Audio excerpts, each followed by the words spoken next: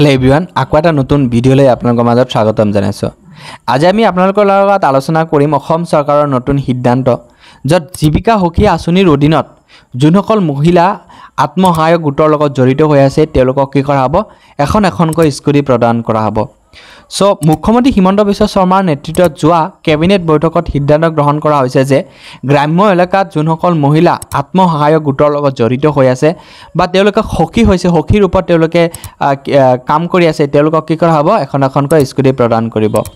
So মুখ্যমন্ত্ৰীয়ে জনালে যে 5242 জন জীৱিকা সখী কৃষি সখী বা বীমা সখী বা পশু সখী এই সকলো ধৰণৰ সখী মহিলাসকলক স্কুটি প্ৰদান কৰাৰ সিদ্ধান্ত গ্ৰহণ কৰিছে।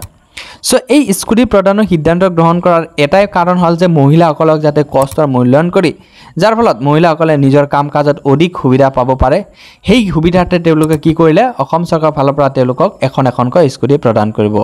সো এই আঁচনিৰ অধীনত কোনসকলে লাভ কৰিব ডকুমেণ্টছ কি লাগিব কেনেকৈ আপোনালোকে আবেদন কৰিব সবিশেষ ভিডিঅ'ৰ শেষলৈকে জনাই থাকিম। সো ভিডিঅ'টো স্কিপ নকৰাকৈ ভিডিঅ'টো সম্পূৰ্ণকৈ চাব। যদি আপুনি এইটো চেনেলৰ নতুনকৈ আহিছে চেনেলটো ছাবস্ক্ৰাইব কৰিব বেল আইকন টিপি অল কৰি দিব যাতে সকলো ধৰণৰ নটিফিকেশ্যন ভিডিঅ' আপোনালোকে অতি সোনকালে পাই যায়। সো এই যোনটো জীৱিকা সখী এক্সপ্ৰেছ আঁচনিৰ জৰিয়তে যোনসকল মহিলা আত্মসহায়ক গোটৰ লগত জড়িত হৈ আছে তেওঁলোকক এখনকৈ স্কুটি প্ৰভাইড কৰিম বুলি এটা সিদ্ধান্ত গ্ৰহণ কৰিছে।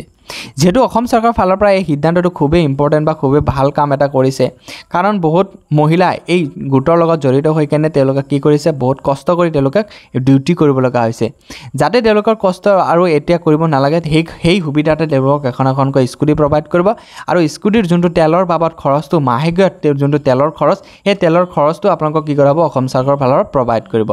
সো স্কুটিৰ কাৰণে যদি আপোনালোকে আবেদন কৰিব বিচাৰে সো তেনেহ'লে নথিপত্ৰ কি লাগিব।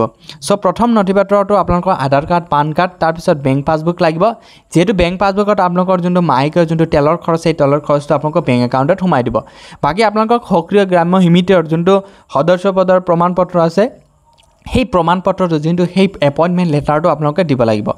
সো এইখিনি আপোনালোকক ডকুমেণ্টছ লাগিব। বাকী আপোনালোকৰ এতিয়া যদি আবেদন কৰিব বিচাৰে তেন্তে স্কুটিৰ বাবে যদি আপোনালোকে আবেদন কৰিব বিচাৰে নিকটৱৰ্তী চৰকাৰী কাৰ্যালয়ত বা আপোনালোকক অফলাইন পদ্ধতিত আপোনালোকক কি কৰিব লাগিব আবেদন কৰিব লাগিব। যিহেতু এতিয়ালৈকে কোনো ধৰণৰ অনলাইন পৰ্টেল খোল খোৱা নাই যদি আপোনালোকক অনলাইন পৰ্টেল যেতিয়া খোল খাই দিয়ে তেতিয়া আপোনালোকক এটা ভিডিঅ' বনাবলৈ চেষ্টা কৰিম।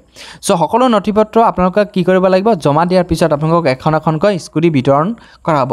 সো স্কুটি বিতৰণ কেতিয়া কৰে মেৰিট লিষ্ট এতিয়ালৈকে অহা নাই যিহেতু মেৰিট লিষ্ট তেনেকৈ ক'ব লাগিব কাৰণ আপোনালোকক বেনিফিচিয়াৰী এটা লিষ্ট আহিব। যিহেতু বহুত মহিলাই কি আছে এতিয়া কৃষি যোনটো সখী হয় তাৰপিছত গ্ৰাম্য সখী হয় তাৰপিছত এইবোৰ সখীৰ লগত যদি জড়িত হৈ আছে তেওঁলোকক এখনকৈ স্কুটি প্ৰভাইড কৰিম বুলি কৈছে বা এটা আঁচনি যোনটো জীৱিকা সখী এক্সপ্ৰেছ আঁচনিৰ জৰিয়তে তেওঁলোকক কি কৰিব এখনকৈ স্কুটি প্ৰভাইড কৰিব। সো মই কোৱা মতে আপোনালোকক ডকুমেণ্টছবোৰ ৰেডি কৰক। সো এটা আপোনালোকক ডেট দিয়া হ'ব সেই ডেটৰ ভিতৰত আপোনালোকে এপ্লিকেশ্যন কৰিব লাগিব। এতিয়া অফলাইন বা অনলাইন হয়নে নহয় সেইটো গম নাপাওঁ। যেতিয়া আপোনালোকক অনলাইন বা অফলাইন হ'ব আপোনালোকক নিশ্চয় এইটো চেনেলৰ জৰিয়তে আপোনালোকক কি কৰাম অৱগত কৰাই দিম। সো ইমান এটা সৰু ভিডিঅ'টো ভাল লাগিলে চেনেলটো ছাবস্ক্ৰাইব কৰিব বেল আইকন টিপি অল কৰি দিব যাতে সকলো নটিফিকেশ্যন ভিডিঅ' আপোনালোকে অতি সোনকালে পাই যায়। ধন্যবাদ।